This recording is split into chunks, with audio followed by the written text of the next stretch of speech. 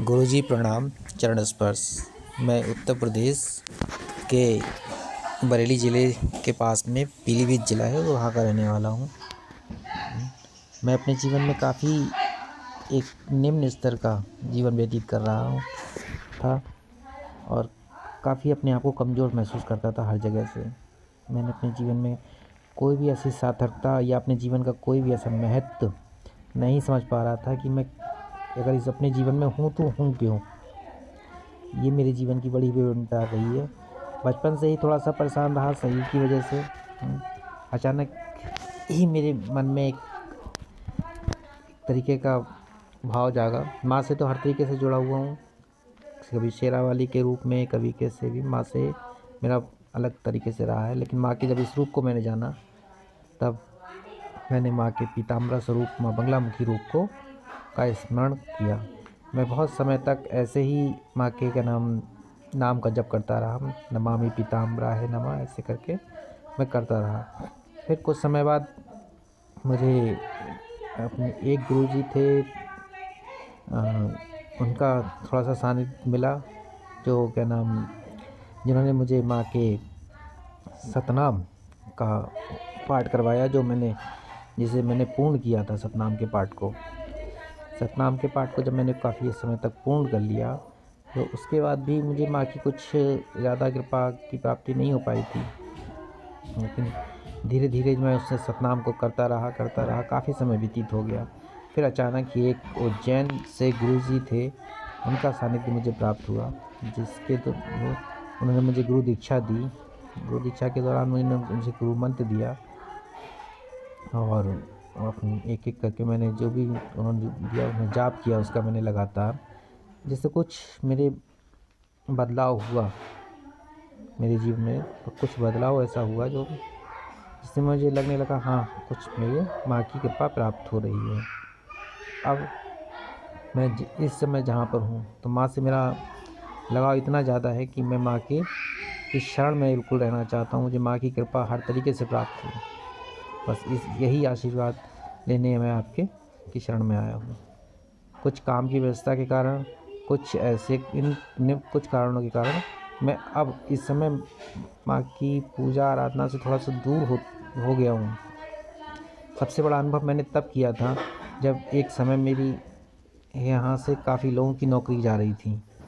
तब सब निकल गए, केवल मैं ही बचा था। तो उस समय मैंने माँ के आशीर्वाद का अनुभव बहुत ही ज़्यादा किया था। तब से मैं और मेरी पत्नी दोनों लोग मिलके माँ की ही शरण में हैं, माँ की ही कृपा में रह रहे हैं। बस यही आपसे अनुरोध है कि मैं अपनी माँ की का आशीर्वाद बहुत ही उच्च स्तर पर पाना चाहता हूँ। मुझे माँ की कृपा प्राप्ति हो, आपके आशीर्वाद से। तो भक्तजनों, आपने सुना कि एक भक्त ने उसका अनुभव बताया माँ बगलामुखी माँ से जुड़ने का, माँ बगलामुखी माता जी की कृपा प्राप्त करने का। सबसे पहले इस भक्त ने शुरुआती में माँ बगलामुखी माता जी के सतनाम पाठ का अध्ययन चालू किया। और जो गुरु अपने शिष्यों को सतनाम पाठ करने के लिए कहता है, तो समझ लीजिए जिस प्रकार से हम पहली कक्षा में वर्णमाला पढ़ते हैं, हम जानते हैं गिनती क्या होती है, अक्षर क्या होते हैं और किस प्रकार से इन्हें बार बार रटने से हमें ज्ञान प्राप्त होता है। इसी प्रकार से जब आप माँ बगलामुखी माँ की साधना में प्रवेश करते हो, माँ बगलामुखी तंत्र को जानने के लिए आगे बढ़ते हो, तो आपको माँ बगलामुखी माँ के सतनाम का पाठ करना होता है। लेकिन जब आप इनको धारण कर लेते हो हृदय में, जब आपको ज्ञात हो जाता है कि माँ बगलामुखी माता जी के कितने नाम हैं, माँ बगलामुखी माता जी की महिमा क्या है, तो आपको आगे बढ़ना होता है।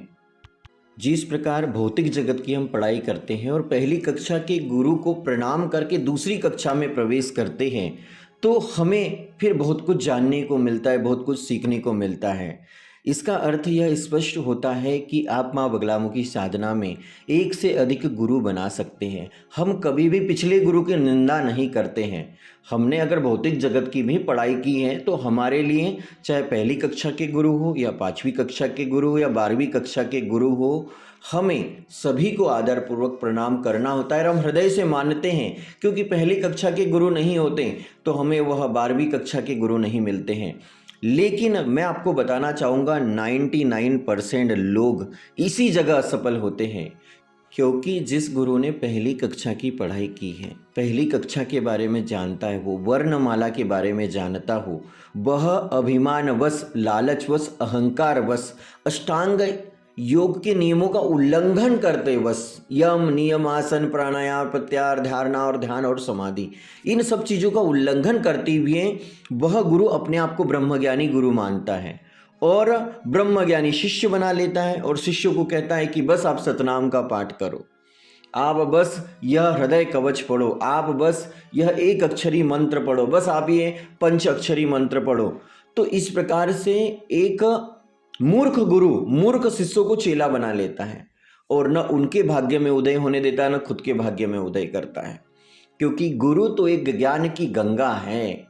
भगवान श्री कृष्ण जी ने भी भगवान संदीपनी मुनि के आश्रम जाकर दिव्य ज्ञान प्राप्त किया, लेकिन संदीपनी मुनि 64 विद्याओं के धनी थे, वह संपूर्ण कलाओं में पारंगत थे, वो एक ब्रह्मज्ञानी गुरु थे। तो आज के समय में माँ बगलामुखी माँ के अनेक पीठों पर ये जो व्यापारीकरण चल रहा है, अनेक पीठों पर माँ बगलामुखी तंत्र साधना को व्यापारिक रूप से बेचा जा रहा है। आप इनके व्यक्तिगत जीवन पे आप अमल करोगे तो इन्होंने 5 वर्ष की भी साधना नहीं की है ऐसा आपको प्रतीत होगा। इनका एक भी इष्ट मंत्र सिद्ध नहीं हुआ है, तो ये ब्रह्म ज्ञान तो बहुत दूर की बात रह गई।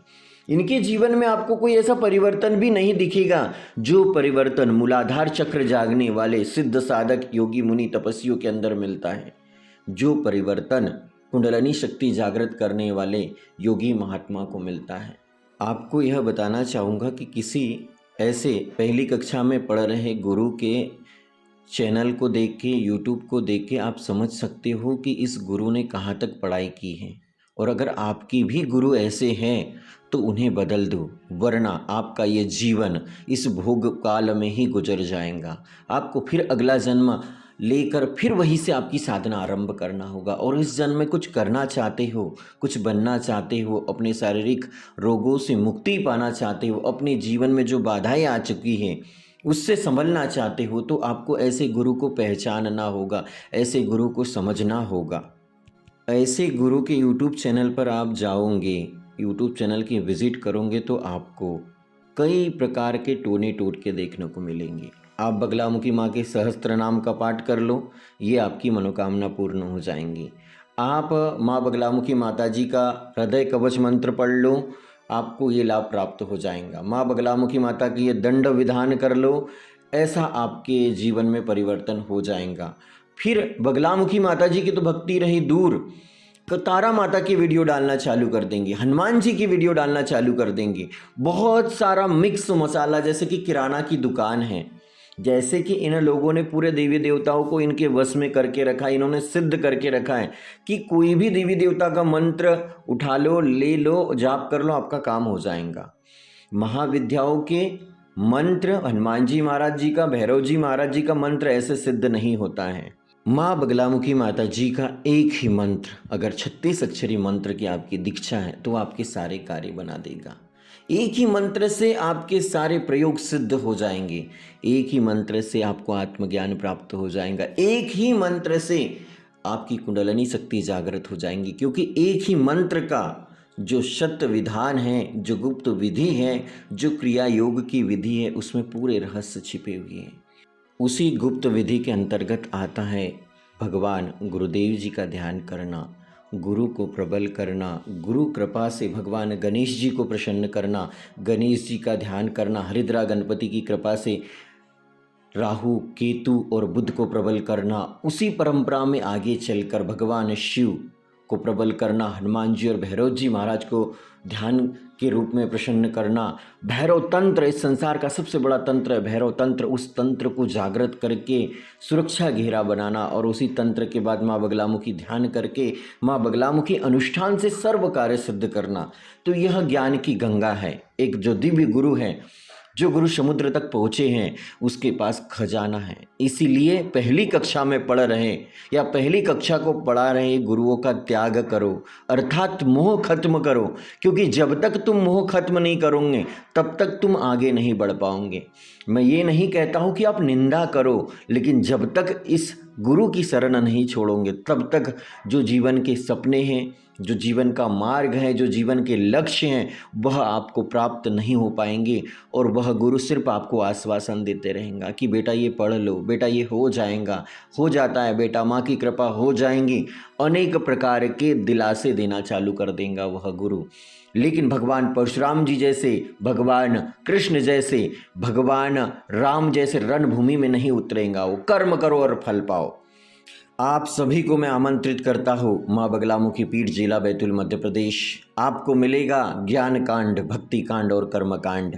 और अगर आपको एक ऐसे दिव्य गुरु का सानिध्य चाहिए जिन्होंने 3 माह की समाधि ली है, जो अखंड ब्रह्म ध्यानालीन समाधि में कई बार जा चुके हैं, तो आप सभी को वह भी प्राप्त हो जाएगा। वैसे तो माँ बगलामुखी माँ की महिमा, माँ बगलामुखी माँ की कथा अनंत है। मैं तो कई वर्षों से माँ की महिमा का बखान कर रहा हूँ, लेकिन आज भी वह शब्द खत्म नहीं होते हैं। आप सभी को जय माँ बगलामुखी। आप सभी को यह अनुभव कैसा लगा कमेंट्स करके ज़रूर बताइए। जय माँ पीताम्बरा, जय माँ बगलामुखी।